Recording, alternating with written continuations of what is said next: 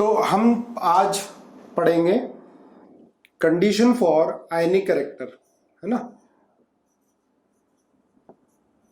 Conditions for ionic character, है ना। क्या कंडीशन है, किन कंडीशन को देखकर बताओगे किसका आयनिक कैरेक्टर ज्यादा होगा, है ना। हाँ कल पढ़ा था लेकिन फिर भी एक बार थोड़ा सा रिवीजन कर लो। पहला था बेटा large size of cation, large size of cation, और दूसरा and small size of anion, है ना, स्मॉल साइज ऑफ एनायन। पहला point large size of cation and small size of anion. दूसरा लो चार्ज, है ना, दूसरा लो चार्ज। इन दोनों से देखना है, बाकी कोई जरूरत नहीं है, ठीक है। वैसे मैंने बोर-नेवर साइकिल में बताया था आपको लो आयनाइजेशन एनर्जी होनी चाहिए, ठीक है, लो बॉन्ड डिसोसिएशन एनर्जी होनी चाहिए, है ना, और लो सब्लिमेशन एनर्जी होनी चाहिए, high negative more negative electron gain enthalpy, है ना, और more negative lattice energy. Lattice energy भी क्या होनी चाहिए, ज्यादा होनी चाहिए। क्लियर है। पर ये दोनों आप लोगों को ध्यान रखना है, ठीक है। अब जैसे एग्जाम्पल था NaCl और ये जो कल कराया था LiCl, NaCl, KCl, RbCl और CHCl। तो आयनिक कैरेक्टर का ऑर्डर आप लोगों ने एकदम बता दिया था, ये होगा। क्योंकि देखो एनायन का साइज क्या है, एनायन का साइज तो सिमिलर है और कैटायन का साइज बढ़ रहा है, तो क्या देखेंगे हम, लार्ज साइज ऑफ कैटायन। इसको बेटा फजान्स रूल भी बोलते हैं, फजान्स रूल, फजान्स रूल लिख लेना ना, फजान्स rule, large size of cation and small size of anion. तो इस क्वेश्चन में क्या है बेटा, एनायन का साइज तो कांस्टेंट है ना, और कैटायन का साइज बढ़ रहा है, तो आयनिक कैरेक्टर बढ़ेगा। दूसरा एग्जांपल मैंने आपको बताया था NaCl, MgCl2 और AlCl3। इसमें आयनिक कैरेक्टर ज्यादा किसका था, NaCl, MgCl2, है ना। क्या था, चार्ज, यहाँ +1 -1 +2 -1 +3 -1, मल्टीप्लाई करके देख लिया करो, 1 होगा 2 होगा 3, मैग्नीट्यूड लिखो। तो चार्ज कम होगा तो आयनिक कैरेक्टर ज्यादा होगा। चलो थर्ड बताओ, PbCl2 PbCl4, एग्जाम्पल करो। Fourth MnO4 5 SiCl2 SiCl4 6 MgCl2 MgO 7 LiF Lii 8 AgF AgCl AgBr AgI, ठीक है। 9 BeOH का होल ट्वाइस, MgOH का होल ट्वाइस, CaOH का होल ट्वाइस, SrOH का होल ट्वाइस, है ना, SrOH का whole twice. 10 LiOH NaOH KOH RbOH CSOH। 11 NaCl Na3PO4, ठीक है। इजी है सारे। तो हमें क्या देखना है, ये दो ही केस देखने हैं आयनिक कैरेक्टर के लिए, large size of cation, small size of anion, ठीक है। और क्या देखना है, लो चार्ज देखना है। क्लियर है। देखो अब देखो किस किस का सही है। PbCl2 और PbCl4, यहाँ चार्ज बेटा +2 है और यहाँ कितना है +4 है, दिखाई दे रहा है ना। तो किसका ज्यादा होगा, PbCl2 का ज्यादा होगा। कैल्शियम हाइड्रोक्साइड के बाद लिखा है बेटा Sr स्ट्रोंशियम, SrOH का होल ट्वाइस स्ट्रोंशियम। चलो कर लो, वेट कर लेते हैं। हो गया, MnO यहाँ +2 है और यहाँ पर +4 है, तो चार्ज कम होगा, उसका आयनिक कैरेक्टर ज्यादा होगा। SiCl4 ये +2 है, SiCl2 +4 है, तो ये MgCl2 +2 -1 +2 -2 MgCl2 का आएगा। ठीक है, LiF और NaF, LiF के ज्यादा आएगा। देखो लिथियम कैटायन सेम है, तो क्या होना चाहिए बेटा, small size of anion, anion का साइज छोटा, तो 7 में किसका ज्यादा होगा, LiF का Li से ज्यादा होगा, है ना। इजी है, बहुत इजी है। AgF, AgCl, AgBr। अब देखो कैटायन का साइज सेम है बेटा, तो हमें क्या देखना होगा, स्मॉल साइज ऑफ एनायन, छोटा एनायन होगा तो आयनिक कैरेक्टर ज्यादा होगा। क्लियर है। 8। इसके बाद इसमें बढ़ेगा, क्योंकि एनायन तो सेम है पर कैटायन का साइज इंक्रीज हो रहा है। हम क्या देखते हैं, large size of cation and small size of anion.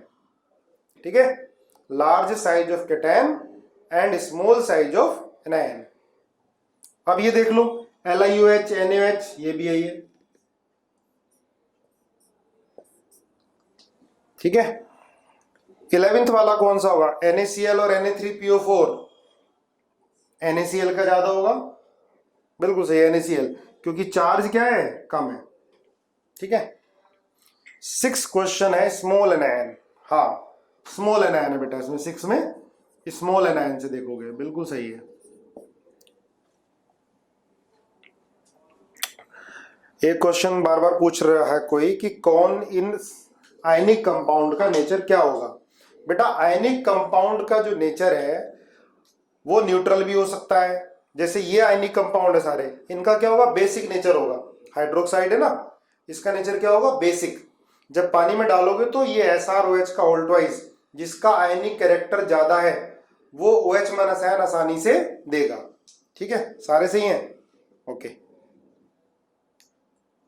Daksha, most of the ionic compound किसी एक नेचर के हो सकते हैं, ऐसे नहीं बोल सकते। जैसे NaCl है, तो NaCl क्या होता है बेटा, न्यूट्रल होता है, इसका pH क्या होता है, 7 होता है। अब आप ये देखो, ये भी आयनिक है और आयनिक कैरेक्टर क्या हो रहा है, बढ़ रहा है, तो इसमें या ये भी है LiH, NaOH, KOH, RbOH, तो ये इनका नेचर क्या है, बेसिक है। ठीक है, तो वो तो एसिडिक भी हो सकता है, बेसिक भी हो सकता है, ऐसा नहीं बोल सकते कि एक जैसा ही नेचर होगा। 6th वाला बता दो बेटा, 6 में MgCl2 और MgO है। देखो पर एटम चार्ज देखते हैं, ये +2 है और Cl पर -1 है पर एटम, MgO +2 और -2 है, तो यहां पर चार्ज ज्यादा होगा, फोर्स ऑफ अट्रैक्शन ज्यादा होगा, तो पानी में डालोगे तो आयंस आसानी से नहीं ब्रेक होंगे। ठीक है, 7th बता देता हूं बेटा, LiF और Li। देखो हमने क्या बताया था, small size of anion, large size of cation, तो बेटा कैटायन का साइज क्या है, सेम है। ठीक है, तो एनायन क्या होना चाहिए, छोटा होना चाहिए। ठीक है, 9th में कैटायन का साइज बढ़ रहा है, कैटायन का साइज बढ़ेगा तो आयनिक कैरेक्टर बढ़ेगा। ठीक है, 10th भी वही है, एनायन का साइज कांस्टेंट है, कैटायन का साइज बढ़ेगा तो आयनिक कैरेक्टर बढ़ेगा। इजी है यार, बार बार इसी एक ही चीज को क्यों पूछ रहे हो गया ना सारा। चलो आगे देखो।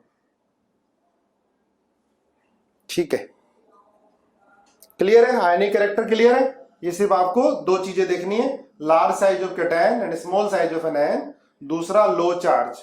ठीक है, लिखो प्रॉपर्टीज ऑफ आयनिक कंपाउंड्स, कहीं डालो प्रॉपर्टीज ऑफ आयनिक कंपाउंड। ठीक है, आयनिक कंपाउंड में फर्स्ट प्रॉपर्टी लिखो,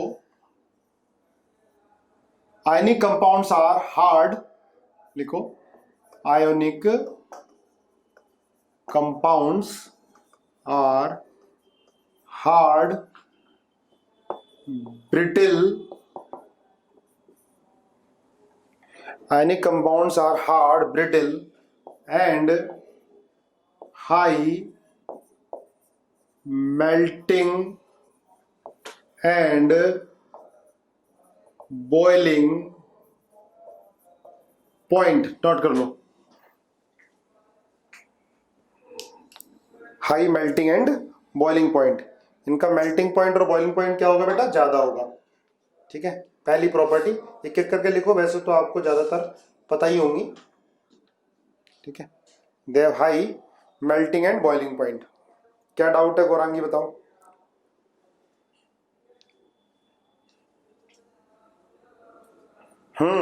हार्ड भी और ब्रिटिल भी।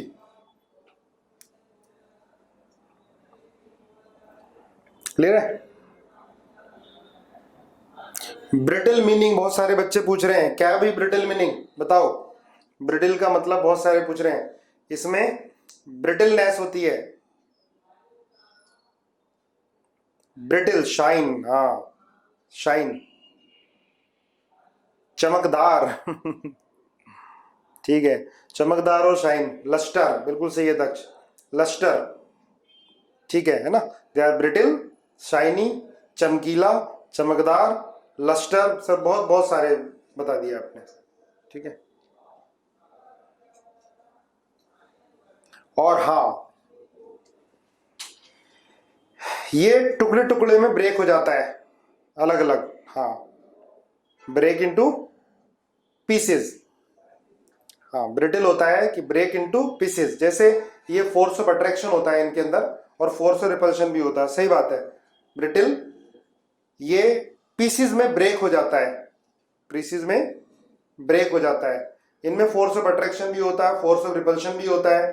ठीक है, अगर हम इसको ब्रेक करते हैं तो पीसेस में कन्वर्ट हो जाता है। मेल्टिंग पॉइंट ज्यादा क्यों होता है? क्योंकि इलेक्ट्रोस्टैटिक फोर्स ऑफ अट्रैक्शन है, लिख लेना, इलेक्ट्रोस्टैटिक फोर्स ऑफ अट्रैक्शन है, नोट कर लो। Due to strong electrostatic force of attraction they have high melting and boiling point. Melting और बॉइलिंग पॉइंट क्या होता है? ज्यादा होता है। ठीक है, आगे लिखो second point, next point, they conduct electricity, लिखो, they conduct electricity in solution और इन फ्यूज्ड स्टेट और इन मोल्टन स्टेट। एक ही बात है, molten state, molten state. They do not conduct electricity, they do not conduct electricity in solid state। है ना, साथ साथ लिखते जाओ। they conduct electricity in solution, aqueous solution या infused state और in molten state। ठीक है, ये सॉलिड स्टेट में इलेक्ट्रिसिटी कंडक्ट नहीं करते हैं। रीजन बताओ? दे कंडक्ट इलेक्ट्रिसिटी इन सॉल्यूशन और इन फ्यूज्ड स्टेट और इन मोल्टन स्टेट। ठीक है, हाँ देखो, सॉलिड स्टेट में आयंस फ्री नहीं होते, तो जो आयनिक कंपाउंड होते हैं ये इलेक्ट्रिसिटी कंडक्ट करते हैं एक्वस सॉल्यूशन में ड्यू टू फ्री आयंस। लिख लेना, मोल्टन स्टेट में क्या होते हैं? फ्री आयंस होते हैं। ठीक है, एक्वस सॉल्यूशन में कंडक्टिविटी क्यों होती है? ड्यू टू फ्री आयंस, है ना। फ्यूज्ड स्टेट क्या है? Liquid state, molten state. ठीक है, मोल्टन और फ्यूज्ड स्टेट मतलब लिक्विड स्टेट है, पारस चावला। ठीक है, तो they do not conduct electricity in solid state. लिख लिया?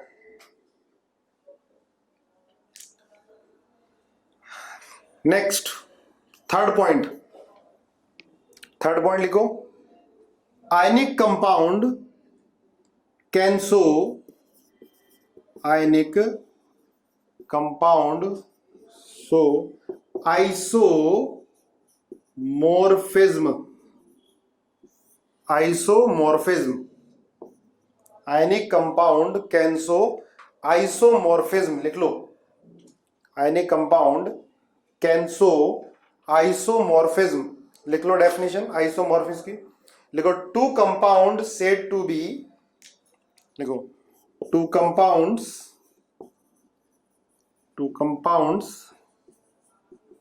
said to be isomorph,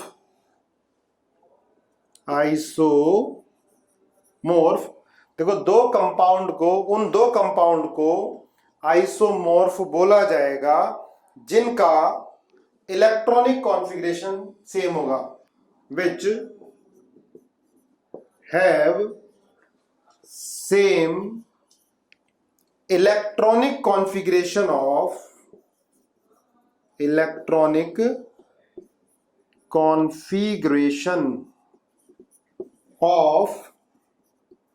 cation and anion. मतलब क्या है, देखो जैसे बेटा ये है NaF और MgO, इन दोनों को आप आइसोमॉर्फ बोलोगे। Na प्लस का इलेक्ट्रॉनिक कॉन्फ़िगरेशन क्या होगा, 1s2 2s2 2p6, ठीक है। इधर Mg+2 है, इसका इलेक्ट्रॉनिक कॉन्फ़िगरेशन क्या होगा, 1s2 2s2 2p6। इधर F-आयन का और O-2 का भी इलेक्ट्रॉनिक कॉन्फ़िगरेशन सेम आएगा। तो जिन दो कंपाउंड में, ध्यान रखना, जिन दो कंपाउंड में कैटायन और एनायन का इलेक्ट्रॉनिक कॉन्फ़िगरेशन सेम आएगा उनको बोलते हैं आइसोमॉर्फ। आइसोमॉर्फ का क्रिस्टलाइन स्ट्रक्चर सेम होता है, लिखो आइसोमॉर्फ का क्रिस्टलाइन स्ट्रक्चर सेम होता है, लिख लो, they have similar crystalline structure, नोट कर लो, they have similar crystalline structure, they have similar crystalline structure. NaF और MgO का स्ट्रक्चर सेम होगा, क्रिस्टलाइन स्ट्रक्चर, ठीक है। क्रिस्टलाइन का मतलब बेटा सॉलिड स्टेट एक चैप्टर आएगा, क्रिस्टलाइन होता है body centred cubic, face centred cubic, मतलब arrangement of ion in space. Crystalline structure, arrangement of ion in space, दोनों में सिमिलर आएगा, अभी ऐसे समझ लो, ठीक है। Arrangement of ion in space, भाई NaF का स्ट्रक्चर है तो NaF का, ये नहीं कि NaF अकेला है, जैसे NaCl देखते हो तो NaCl का जो एक क्रिस्टल होगा ना, छोटा सा क्रिस्टल, तो वो क्रिस्टल बहुत सारे आयन से मिलकर बना होगा, और जो आयन्स होंगे Na+ आयन होगा, Cl- आयन होगा, Na+ आयन होगा, वो स्पेस में अरेंज होंगे, एक पर्टिकुलर डिस्टेंस होगी, ठीक है। तो ध्यान रखोगे, लिख लिया दोनों पॉइंट। आइसोमॉर्फ में कैटायन और एनायन का इलेक्ट्रॉनिक कॉन्फ़िगरेशन सेम होता है। देखो आप एनायन का पूछ रहे हो, एनायन बेटा F- है और ये O-2 है। F- में कितने इलेक्ट्रॉन हो गए, 10 हो गए। O-2 में भी कितने हो गए, 10 हो गए, ठीक है। तो इनका क्रिस्टलाइन स्ट्रक्चर भी सेम होगा, ओके। चलो, दे आर नॉन डायरेक्शनल, बहुत इंपॉर्टेंट पॉइंट है ना। Next point, they are non, कौन सा पॉइंट है ये, फोर्थ ना, they are non directional, they are non directional, ionic compounds are non directional. इसका मतलब ये होता है, देखो आयनिक जो बॉन्ड है, आयनिक बॉन्ड को हम इलेक्ट्रोवैलेंट बॉन्ड भी बोलते हैं। तो जो आयनिक बॉन्ड होता है वो नॉन डायरेक्शनल होता है, क्योंकि आयनिक बॉन्ड तो बॉन्ड है ही नहीं भाई। आयनिक बॉन्ड तो क्या, इलेक्ट्रोस्टैटिक फोर्स ऑफ अट्रैक्शन है, NaCl है, ठीक है। अब क्या होता है बेटा, Na+Cl- N, Na+Cl- N, Cl- N, Na+Cl- N, Na+। तो जो NaCl का स्ट्रक्चर होगा, बहुत सारे Na+Cl- N 3D में अरेंज होते हैं, है ना। देखो ये Na+ है, फिर एक Cl- N ऊपर आएगा, फिर Na+, इस तरह से 3D में होते हैं। तो ये कैसे अट्रैक्ट है? इलेक्ट्रोस्टैटिक फोर्स ऑफ अट्रैक्शन से, है ना, पढ़ा है ना आपने, F 1/d Q1 Q2 R square, है ना, ये पढ़ा होगा। F is equal to 1/4 pi epsilon naught Z1 Z2 E square upon R square, ऐसा कुछ पढ़ा है ना, फोर्स ऑफ अट्रैक्शन। तो कोई बॉन्ड नहीं होता, अट्रैक्शन होता है। देखो अट्रैक्शन तो चारों तरफ होगा, Na plus Cl minus N इस वाले से भी अट्रैक्ट होगा, इस वाले से भी अट्रैक्ट होगा, इस तरह से Cl माइनस N इस Na प्लस से भी, इस Na प्लस से भी, इस Na प्लस से भी। तो क्या होता है कि अट्रैक्शन, और अट्रैक्शन तो चारों तरफ होगा, कोई पर्टिकुलर डायरेक्शन नहीं होगी। ठीक है, दोबारा सुन लो, समझ में नहीं आया। आयनिक बॉन्ड कोई बॉन्ड नहीं है ना, कभी भी आपको NaCl ऐसे लिखा नहीं मिलेगा कि ये बॉन्ड है ना। तो आयनिक बॉन्ड कोई बॉन्ड नहीं है। आयनिक बॉन्ड क्या होता है? अट्रैक्शन है, इलेक्ट्रोस्टैटिक फोर्स ऑफ अट्रैक्शन है, वो चारों तरफ ही होता है। ठीक है, इसलिए बोलते हैं कि ionic bond is non directional. जैसे कोवलेंट बॉन्ड है, तो कोवलेंट बॉन्ड तो हम ऐसे लगाते हैं ना, देखो ऐसे HCl है, तो जो इलेक्ट्रॉन डेंसिटी होगी वो Cl की तरफ होगी, यहाँ पार्शियल निगेटिव, यहाँ पार्शियल पॉजिटिव आएगा। ठीक है, इनकी शेप होती है, तुमने शायद सुना भी हो, जो CH4 है, CH4 क्या होता है? टेट्राहेड्रल होता है, नहीं सुना हो तो सुनोगे आगे। तो आयनिक कंपाउंड की शेप होती है टेट्राहेड्रल, सॉरी कोवलेंट कंपाउंड की लीनियर, लेकिन आयनिक कंपाउंड की इस तरह से कोई शेप नहीं होती, है ना। सुना है? चलो सुना है तो बहुत बढ़िया। ठीक है, हाँ ऑक्टाहेड्रल, तो ये कोवलेंट कंपाउंड की है, कोवलेंट कंपाउंड की, कोवलेंट मॉलिक्यूल की शेप होती है। हाँ, पॉलीहेड्रल, बहुत सारी शेप होती है, पर ऐसा कुछ आयनिक कंपाउंड के साथ नहीं होगा। आयनिक कंपाउंड का ये एक मॉलिक्यूल है ना, तो इसकी कोई शेप का मतलब नहीं है। ठीक है, चलो बस बहुत हो गया। तो आयनिक बॉन्ड क्या होता है? नॉन डायरेक्शनल होता है, और कोवलेंट बॉन्ड डायरेक्शनल होता है, वो आगे लिखवा देंगे। एक पॉइंट पूछना मत क्या है, अभी फिलहाल लिख लो। नॉन डायरेक्शनल है, इसीलिए ionic compound do not exhibit, ionic compound do not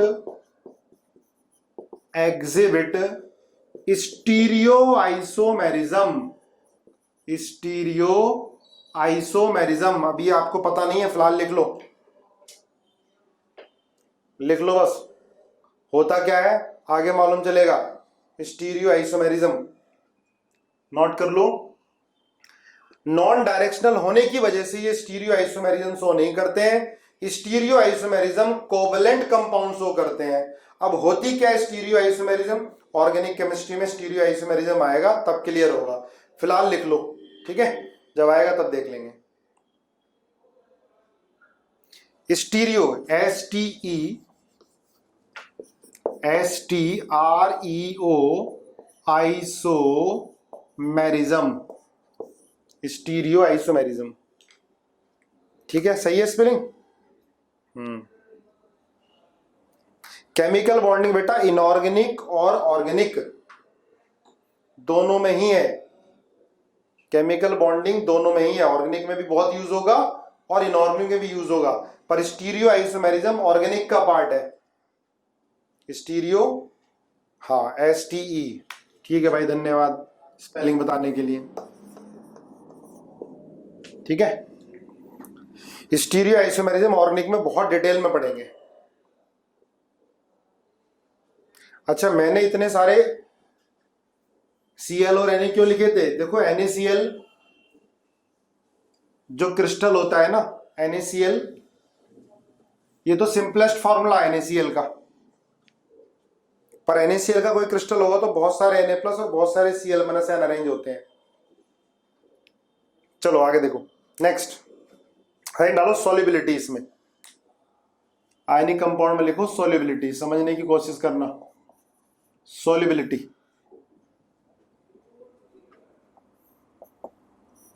लिखो ionic compound are soluble in polar solvent, they are soluble in polar solvent. Ionic compound are soluble in polar solvent, जैसे water, बिल्कुल सही बात है, जैसे water, they are soluble in polar solvent जैसे water, ठीक है, जैसे वाटर होगा। अब एक चीज ध्यान रखो, सुनो ध्यान से, NaCl है, अगर इसे पानी में डालोगे तो ये बनेगा बेटा Na plus aqueous plus Cl minus aqueous. देखो ध्यान से, Na प्लस और Cl माइनस एन, हाँ, not soluble in non polar, ये पोलर में ही सॉल्युबल होंगे। अभी समझ में आएगा रीजन क्या है, पोलर क्या है, रीजन समझ में आएगा। देखो NaCl है, तो NaCl में क्या है, आयनिक बॉन्ड है, फोर्स ऑफ अट्रैक्शन है, ये पोलर है। पोलर का मतलब ये है, देखो यहां पार्शियल नेगेटिव और यहां पर पार्शियल क्या है, पॉजिटिव चार्ज है। अब Na प्लस पर वाटर के जो मॉलिक्यूल हैं वो ऑक्सीजन की तरफ से चिपक जाएंगे। चिपकाओ जरा भाई, ऑक्सीजन पे पार्शियल नेगेटिव चार्ज आएगा, हाइड्रोजन पे पार्शियल पॉजिटिव चार्ज आएगा, पता है ना। O और H में कौन ज्यादा इलेक्ट्रोनेगेटिव है, O ज्यादा इलेक्ट्रोनेगेटिव है। तो Na प्लस के चारों तरफ वाटर मॉलिक्यूल, बहुत सारे वाटर मॉलिक्यूल अटैच हो जाएंगे टुवर्ड्स ऑक्सीजन, ठीक है, टुवर्ड्स ऑक्सीजन। ऐसी Cl माइनस आयन के चारों तरफ V वाटर मॉलिक्यूल अटैच होंगे टुवर्ड्स हाइड्रोजन, क्योंकि हाइड्रोजन पे क्या है, पार्शियल पॉजिटिव। लिखते जाओ मेरे साथ साथ, हाइड्रोजन पे पार्शियल पॉजिटिव, तो बहुत सारे वाटर मॉलिक्यूल चिपकेंगे Cl पर भी, लेकिन किधर से, टुवर्ड्स, हाँ, ओवरलैपिंग भी होगी, लेयर बनेगी बहुत सारी। इसी का समझ में आएगा, नोट तो करो एक बार। देखो Na प्लस पर पॉजिटिव चार्ज है ना, पॉजिटिव है तो किसको अट्रैक्ट करेगा, निगेटिव को अट्रैक्ट करेगा। और बेटा H2O में ऑक्सीजन पर निगेटिव चार्ज और हाइड्रोजन पर पॉजिटिव चार्ज। ये तो समझ में आता है ना कि ऑक्सीजन ज्यादा इलेक्ट्रोनेगेटिव है तो इलेक्ट्रॉन क्लाउड को अपनी तरफ खींचेगा, ये पहले बता चुके हैं हम। तो यहाँ पार्शियल नेगेटिव चार्ज आएगा। अब Na प्लस पर वाटर मॉलिक्यूल चिपकेंगे, लेयर बनेंगी कई सारी, एक नहीं कई सारी लेयर बनेंगी, ठीक है। और ऐसी Cl माइनस एन में भी वाटर मॉलिक्यूल चिपकेगा, ठीक है, टुवर्ड्स हाइड्रोजन। इससे क्या होगा, force of attraction Na plus और Cl माइनस आयन में कम होता जाएगा और Na प्लस और Cl माइनस आयन वाटर में डिसॉल्व हो जाएगा। अब ऐसा कोई आयनिक कंपाउंड, कोई कंपाउंड जिसमें फोर्स ऑफ अट्रैक्शन ज्यादा होगा, तो उसके आयंस आसानी से सॉल्यूशन में जाएंगे या नहीं जाएंगे, बताओ। अट्रैक्शन अगर ज्यादा है कैटायन और एनायन में तो सॉल्युबिलिटी क्या होगी, कम हो जाएगी, है ना, कम हो जाएगी ना। अब ये इसका काम क्या है, वाटर का काम क्या है, Na प्लस और Cl माइनस आयन को सॉल्वेट करना। अपनी एक लेयर बना लेंगे और वो लेयर क्या करेगी, शील्ड करेगी, फोर्स ऑफ अट्रैक्शन को कम करेगी, ठीक है। ये होता है पोलर सॉल्वेंट का काम, ठीक है। अगर नॉन पोलर होता ना कोई तो ये काम नहीं कर पाता, ठीक है ना। अब देखो जितना पॉजिटिव निगेटिव ज्यादा होता है इन पर तो ये अट्रैक्ट होते, वाटर मॉलिक्यूल घुस नहीं पाता। अब इसमें क्या होगा, वाटर मॉलिक्यूल जाएगा, है ना, धीरे धीरे अट्रैक्ट होगा और ये दोनों सेपरेट होंगे, सेपरेट होते जाएंगे, ये अपनी लेयर बनाते जाएंगे। तो इसका मतलब क्या हो गया, ये डिसॉल्व हो गया। क्लियर है, हाँ। नॉन पोलर में रिवर्स होगा, नॉन पोलर में सॉल्युबिलिटी NaCl सॉल्युबल नहीं होगा। आप NaCl को बेंजीन में डाल दो, केरोसिन में डाल दो तो NaCl डिसॉल्व नहीं होता, ठीक है। तो इसको क्या बोलते हैं बेटा, हाइड्रेशन बोलते हैं, हाइड्रेशन या सॉल्वेशन। इसको क्या बोलेंगे, हाइड्रेशन। वाटर है तो क्या बोल देंगे, हाइड्रेशन। ये हाइड्रेशन हो रहा है। इस प्रॉपर्टी को सॉल्वेंट की, सुनना ध्यान से, इस प्रॉपर्टी को सॉल्वेंट की इस प्रॉपर्टी को बोलते हैं डाई इलेक्ट्रिक कांस्टेंट। लिखते जाना साथ साथ, डाई इलेक्ट्रिक कांस्टेंट। कौन सी प्रॉपर्टी को, जिस प्रॉपर्टी से ये कैटायन और एनायन के फोर्स ऑफ अट्रैक्शन को कम कर रहा है। कैसे कम कर रहा है, कैसे कम कर रहा है, अपनी लेयर बना के। ध्रुव गोयल कह रहा है समझ में नहीं आ रहा, देखो बेटा इसमें क्या प्रॉब्लम है, H2O है पोलर, ठीक है, H2O पोलर है, ऑक्सीजन पे नेगेटिव है, हाइड्रोजन पे पॉजिटिव है, तो Na+ के चारों तरफ चिपकेगा water molecule towards oxygen, Cl- ion के चारों तरफ चिपकेगा टुवर्ड्स हाइड्रोजन। ये अपनी लेयर बनाएंगे एनायन के ऊपर, इससे फोर्स ऑफ अट्रैक्शन कम होगा। इस प्रॉपर्टी को, सॉल्वेंट की इस प्रॉपर्टी को, सॉल्वेंट कौन है इसके अंदर, वाटर, सॉल्वेंट की इस प्रॉपर्टी को बोलते हैं डाइलेक्ट्रिक कांस्टेंट। लिख लो एक बार, ठीक है, लिख लो एक बार, इसको बोलते हैं dielectric constant. Properties of solvent, ठीक है, कौन सी प्रॉपर्टी, जिससे ये कैटायन और एनायन के फोर्स ऑफ अट्रैक्शन को कम करता है। डेफिनेशन बोल दो, डेफिनेशन लिखो अपने वर्ड्स में बेटा, डाइलेक्ट्रिक कांस्टेंट की डेफिनेशन। डाइलेक्ट्रिक कांस्टेंट क्या होता है, it is the property of solvent by virtue of which it neutralize और decrease force of attraction between cation and anion. अपने वर्ड्स में लिख लिया करो, ठीक है, ये कैटायन और एनायन के बीच के फोर्स ऑफ अट्रैक्शन को कम करता है। कैसे गौरांगी, आप पूछ रहे हो कैसे, देखो मैंने बताया ना, Na+ के चारों तरफ चिपक गए वाटर मॉलिक्यूल, Cl- आयन के चारों तरफ चिपक गए वाटर मॉलिक्यूल, ठीक है, लेयर बन गई ना, तो उससे क्या होगा, फोर्स ऑफ अट्रैक्शन कम हो जाएगा। कम हो गया तो ये डिसॉल्व हो गए, वाटर मॉलिक्यूल में डिसॉल्व हो गए, अलग अलग हो गए। देखो अगर ये जुड़े रहते, बहुत ज्यादा चार्ज होता काफी, तो वाटर मॉलिक्यूल इनको अलग अलग ही नहीं कर पाता। क्लियर है,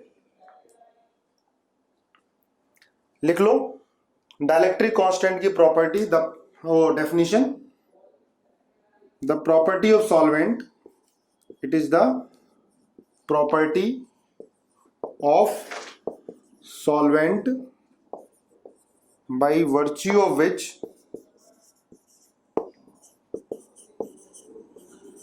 it neutralize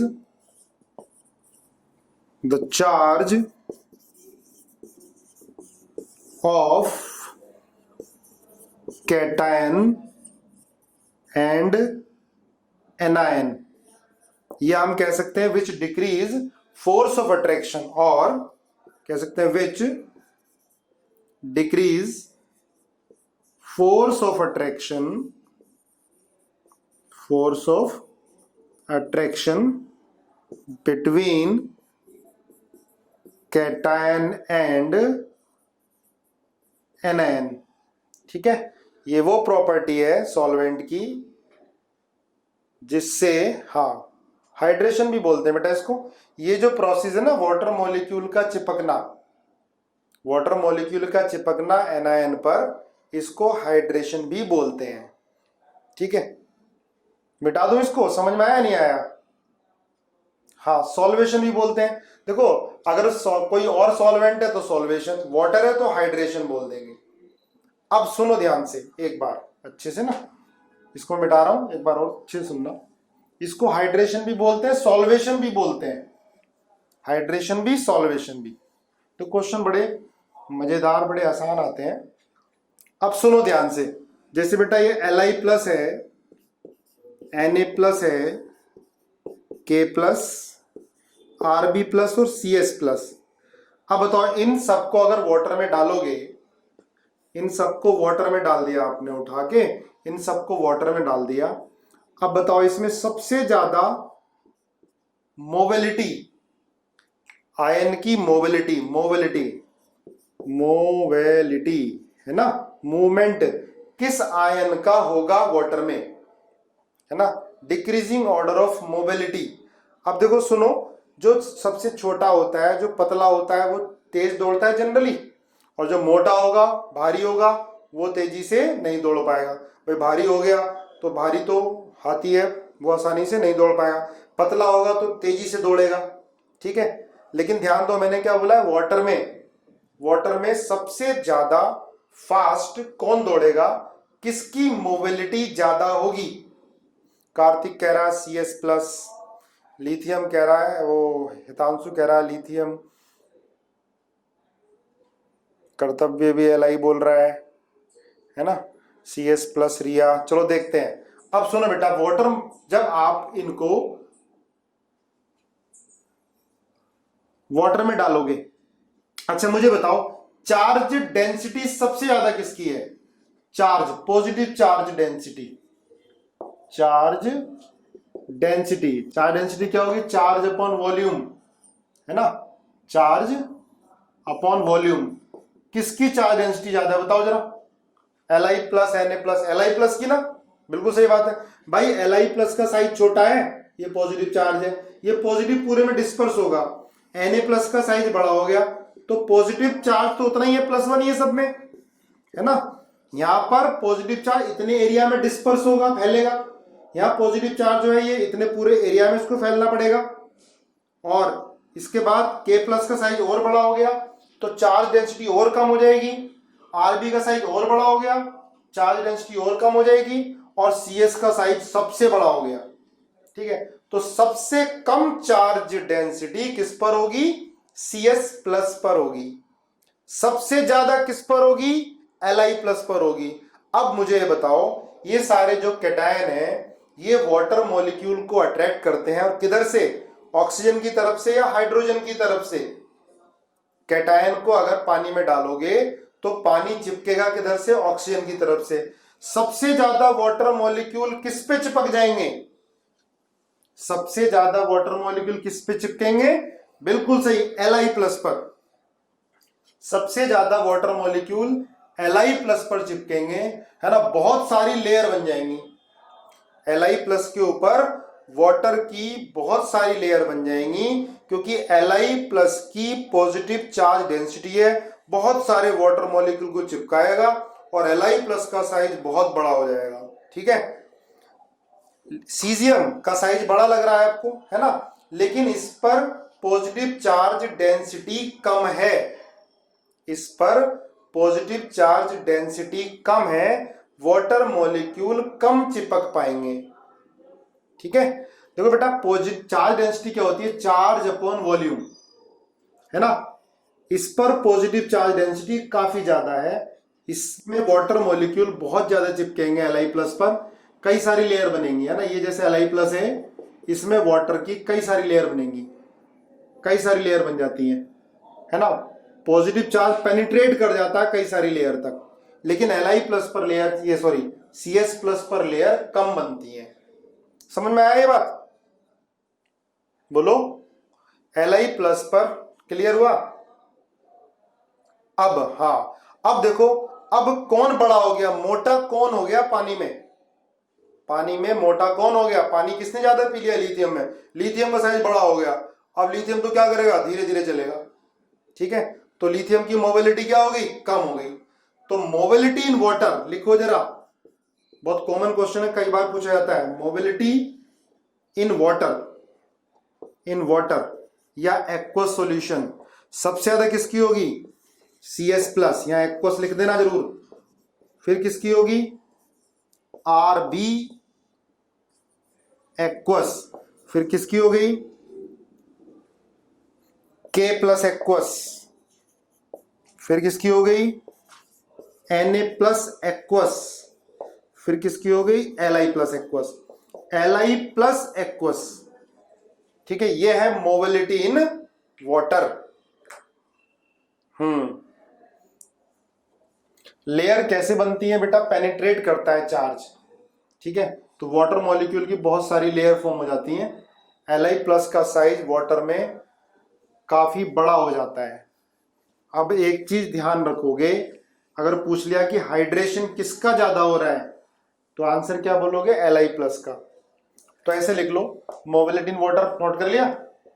या अगर पूछता है हाइड्रेटेड रेडियस बताओ, हाइड्रेटेड रेडियस ऑफ आयन, तो सबसे ज्यादा हाइड्रेटेड रेडियस सेम किसकी? Li प्लस, बिल्कुल सही है, Li प्लस एक्वस। फिर Rb प्लस एक्वस। फिर K प्लस एक्वस, दोनों Na प्लस, है ना। इसके बाद Na प्लस एक्वस, फिर क्या आएगा? के प्लस एक्वस, फिर क्या आ गया आर बी प्लस एक्वस, फिर आया सी एस प्लस एक्वस। ये बेटा हाइड्रेटेड रेडियस। ठीक है, अगर आयनिक रेडियस पूछता है तो आपको पता ही है आयनिक रेडियस किसकी है, सी एस प्लस की ज्यादा है, फिर किसकी है आर बी प्लस की, के प्लस की, एन ए प्लस की और एल आई प्लस की आयनिक रेडियस है ना। क्वेश्चन में क्या पूछ रहे हैं ध्यान रखना, हाइड्रेटेड रेडियस पानी में डालने के बाद hydrated radius L I plus की, ऊपर बहुत सारी लेयर बन जाएंगी तो उसकी रेडियस क्या हो जाएगी, ज्यादा हो जाएगी। ठीक है, तो मोबिलिटी ध्यान रखना, मोबिलिटी इन वाटर पूछ रहा है, तो mobility in water C S plus की ज्यादा है क्योंकि वाटर में सी एस प्लस छोटा है, उस पर वाटर की लेयर कम बनेंगी। तो अगर ये पूछ लिया कि कंडक्टिविटी बताओ, conductivity of ions in water, conductivity किसकी ज्यादा होगी, कौन ज्यादा इलेक्ट्रिसिटी कंडक्ट करेगा,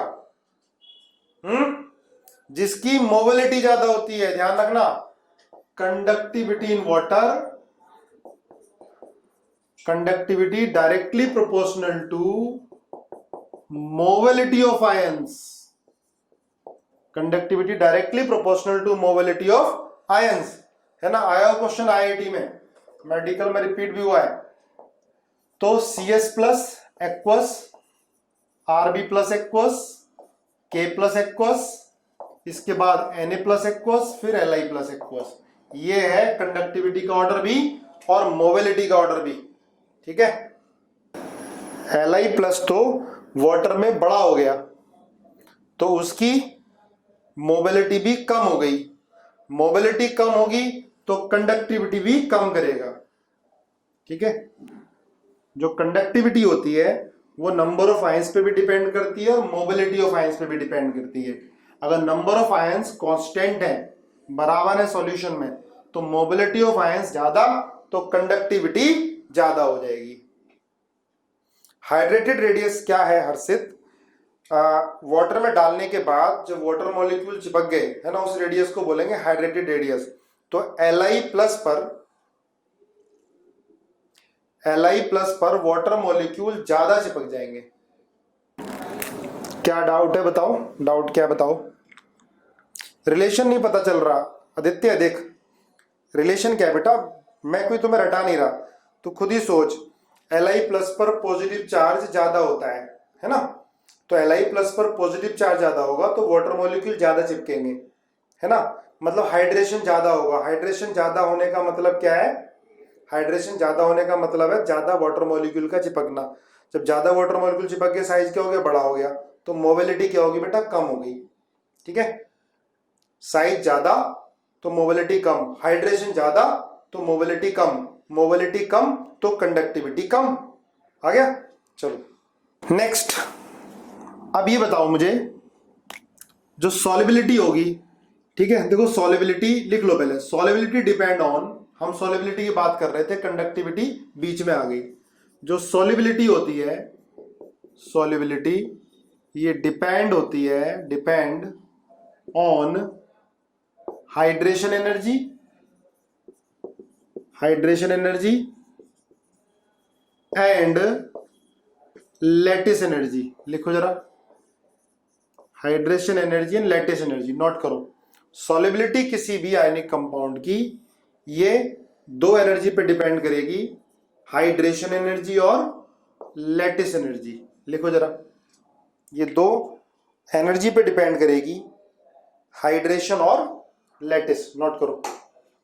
depend on two types of energy, hydration and lattice. ध्यान रखो, हाइड्रेशन एंड लैटिस। ठीक है, देखो ये बताओ मुझे, ये है M plus X minus solid, ये कोई आयनिक सॉलिड है Mx, जैसे NaCl, है ना। इसको अगर आपने एक्वस पानी में डाल दिया, एक्वस मतलब बहुत सारा पानी डाल दिया, अभी बताऊंगा बेटा क्या है, आदित्य सहरा तभी मालूम चले क्या रिलेशन है। M plus X minus solid, इसको तुमने वाटर में डाल दिया तो ये बनेगा M plus aqueous plus X minus aqueous. इसमें कंफ्यूज मत होना, एक्वस मतलब M प्लस पर वाटर मॉलिक्यूल चिपक गए काफी सारे, X माइनस में भी वाटर मॉलिक्यूल चिपक गए। ठीक है, तो ये क्या है, ये है डेल्टा H सॉल्यूशन, है ना, डेल्टा H सॉल्यूशन है। इसे इक्वेशन फर्स्ट बोल दिया मैंने। M प्लस एक्स माइनस को हमने एक्वस में डाल दिया, तो क्या बन गया, M plus aqueous plus X minus aqueous. इस प्रोसेस को बोला हमने डेल्टा H सॉल्यूशन। लिखो जरा। ठीक है, अगर ये है, सुनो, M plus gas plus X minus gas, M plus gas plus X minus gas plus aqueous. Exact hydration क्या है, एग्जैक्ट डेफिनेशन पता होनी चाहिए ना। ये M plus aqueous plus X minus aqueous, ये है बेटा डेल्टा H हाइड्रेशन। एग्जैक्ट ये है डेल्टा H हाइड्रेशन कि गैसियस आयंस हैं, उनको हमने पानी में पास कराया। ठीक है, उस प्रोसेस में देखो, ये गैस है, गैस है aqueous, M plus aqueous plus X minus aqueous, ये है delta H hydration. Delta H hydration. Cation anion में, कार्तिक सैनी, कैटायन एनायन में किसकी मोबिलिटी ज्यादा होगी, वो भी साइज पे डिपेंड करता है। ठीक है, अगर दोनों का साइज लगभग बराबर है, दोनों का सॉल्वेशन बराबर हो रहा है, हाइड्रेशन बराबर हो रहा है, तो मोबिलिटी लगभग बराबर होगी। बाकी आप चार्ज डेंसिटी से ही हम मेजर करते हैं। ठीक है, अब समझो, देखो ये मैंने डेल्टा H सॉल्यूशन लिखा है, समझने की कोशिश करना, और मैंने डेल्टा H हाइड्रेशन है। एग्जैक्ट में डेल्टा H हाइड्रेशन क्या है कि जो गैसियस आयन एक्वस सॉल्यूशन में है, उस पर उसको वाटर में डाल रहे हो, M प्लस एक्वस बन रहा है, X माइनस एक्वस बन रहा है, इसमें जो एनर्जी रिलीज हो रही है उसको बोलते हैं हाइड्रेशन। अब देखो यहां पर M plus X minus solid और इसको एक्वस, अब इसमें दो प्रोसेस हो गए, या चलो, है ना।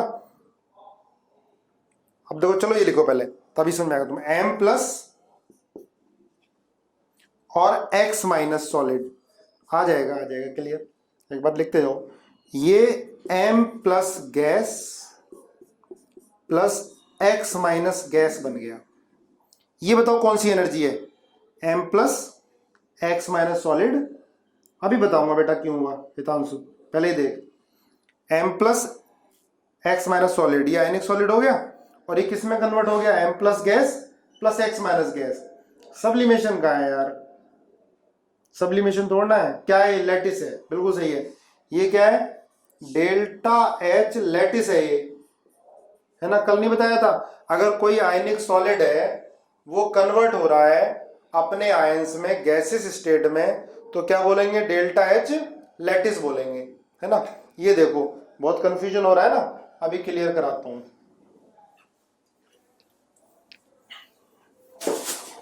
देखो ये समझो, ये M प्लस एक्स माइनस, ये कन्वर्ट हुआ M plus gas plus X minus gas, इसको एक्वस में डाला, M plus aqueous plus X minus aqueous.